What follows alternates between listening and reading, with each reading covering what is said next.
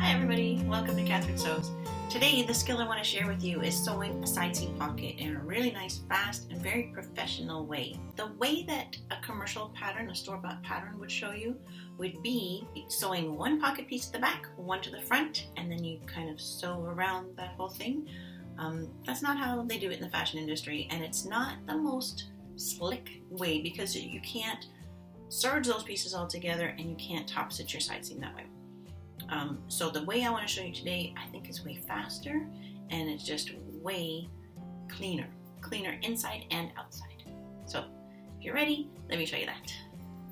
So what a commercial pattern would normally ask you to do is snip these notches in the middle of the pocket, which line up with the pocket piece notches itself. And you would do that on the front and the back. Right. What I'm going to ask you to do is completely ignore that middle notch and also ignore your back piece for now. What we're going to do instead is just snip in at these dots. These dots mark the opening of the pocket, and we just need that on the front. We don't need it on the back, but we do need it on the pocket pieces. So if I just put my pocket underneath and snip the exact same notches there. So the skirt front has the opening of the pocket marked, and so does the pocket piece. Good. All right, the back we're not going to touch until later. So now I've got my notches all snipped, I can unpin. The first thing I'm going to do at the machine is have my skirt front or pant front right side up, and then one of the pocket pieces right side down onto it, lining up those notches.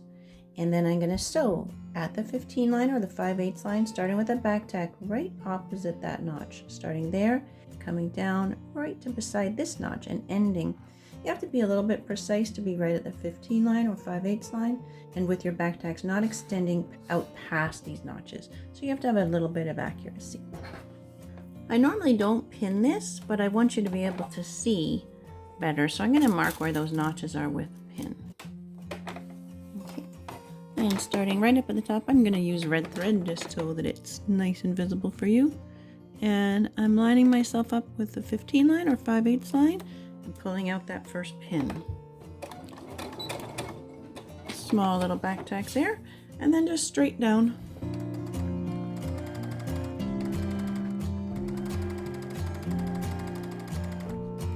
Coming down here, stopping right at that pin, just slide it out. And a back tack. Now I'm going to take my scissors and extend that notch right to the last stitch.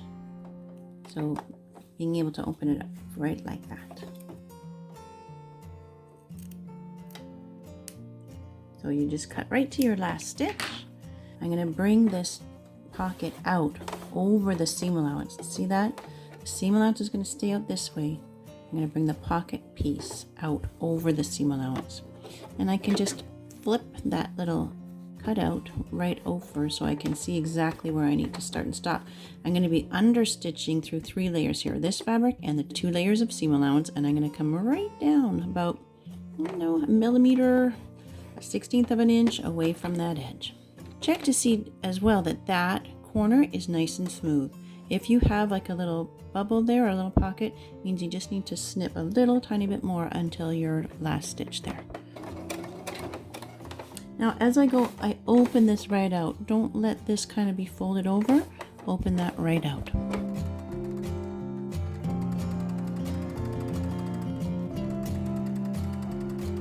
And again, have that little cutout out so that you can see where to stop. You don't want to sew past that.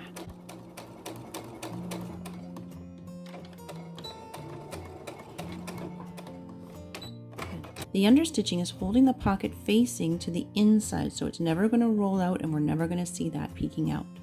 Bring both my cut corners out, and now I want to top stitch this edge. The top stitch is optional. If you have a dressier garment, you don't have to top stitch. You can just press that flat. I'm going to want my top stitching to come right there. I don't want to see a back tack there, right?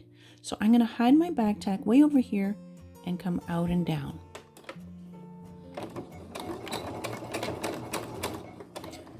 So when I am clear There. Now I'm going to pivot and come straight down that edge. On the bottom here, I've got those two corners poking out. And just kind of open this out, make sure that is laying nice and flat, and go. When I get to that bottom corner, angle back out so that I can hide my back tack in the side seam at the bottom. So there's my top stitch looking good. So now my other pocket piece comes right side together with this one. Oh, and one thing I should mention, this one that's the pocket facing, that one can be in lining. It's never going to show, especially because we understitched it to stay in. This one could be in lining or a different fabric. But this one that goes against it, that is now going to be the pocket bag, and it has to be of the same fabric because it will end up showing a tiny bit, especially as you're using it. So don't put this one in lining.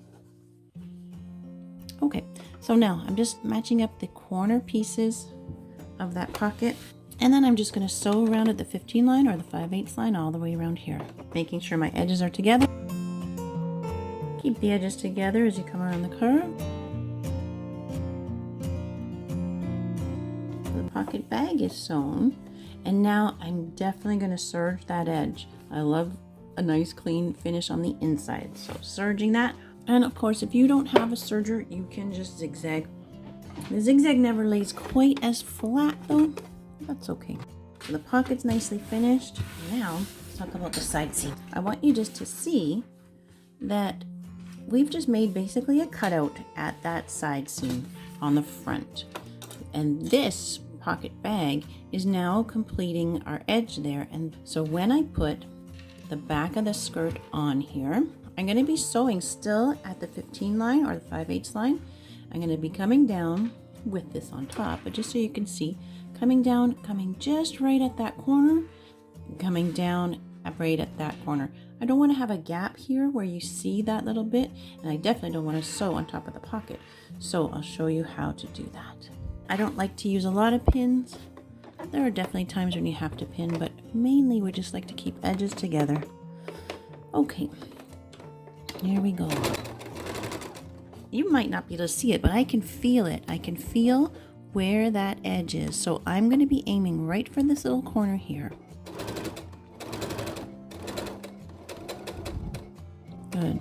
And then I just run my nail along that edge. Maybe you can see a tiny bit, but I can definitely feel it. So there's my line. And then I can feel where that corner is. So I need to sew right there. Okay. And complete the rest of the side seam. Now, before we go and serge, just double check. Check here. If you have a little bit of a gap like that, you can go back in and sew a tiny bit closer. There we go. I think that nails it. Good. So check both ends. Make sure you haven't sewn your pocket closed. And now because that's all together, I can now serge that edge, no problem. And now at the iron, I can press the side seam all going toward the back. Press the pocket flat. Now I can top stitch this side seam, which you cannot do with the instructions on a regular commercial pattern.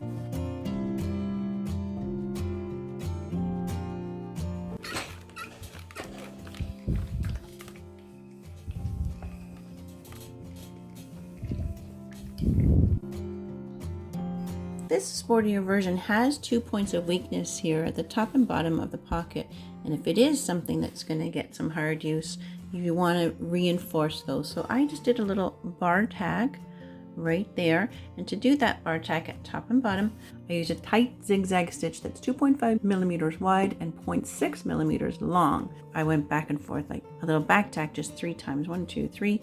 And it gives you that nice little bar tack to secure the top and bottom ends. Here's our finished version of the top stitch side seam pocket. So we've got top stitching or edge stitching on the pocket edge itself, which gives it a nice crisp edge, and then top stitching on the seam allowance.